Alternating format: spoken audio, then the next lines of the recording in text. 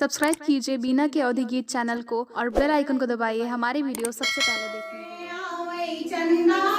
मामा त चटकी तरयली है चटकी तरयली है हो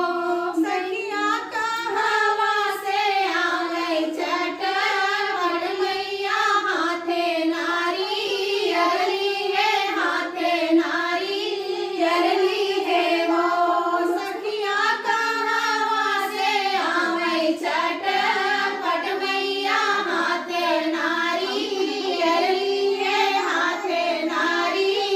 अरली है हो उपरा से आवै चंदा मामा त चटकी तरयली है चटकी तरयली है हो सखिया पूरब से आवै चटक मैया हाथे नारी अरली है हाथे नारी अरली है हो सखिया पूरब से आवै चटक मैया हाथे नारी अरली है हाथे नारी अरली है हो कहवा बैठावो चंदा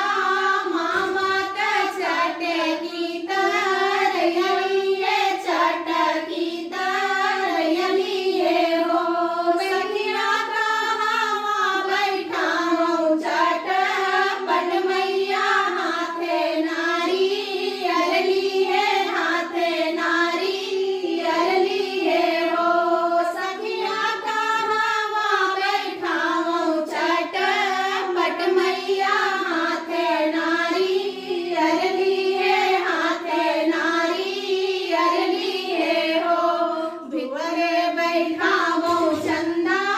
मामा त चटकी तरयली है चटकी तरयली है हो सखिया में दिया बैठावो चटक मैया हाथे नारी अरली है हाथे नारी अरली है हो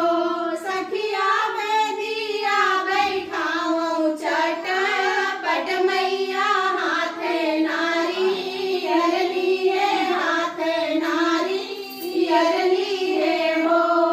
की तरयली है हो सखिया का उबियावो चटक मैया हाथे नारी अरली है हाथे नारी अरली है हो सखिया का उबियावो चटक मैया हाथे नारी अरली है हाथे नारी अरली है हो दूध भात खिलावो चंदा मामा त चटकी तरयली है चटकी तरयली है हो सखिया पेड़ा खिलावो चटक मैया हाथे नारी अरली है हाथे नारी अरली है हो सखिया का पेड़ा खिलावो चटक मैया हाथे नारी अरली है हाथे नारी अरली है हो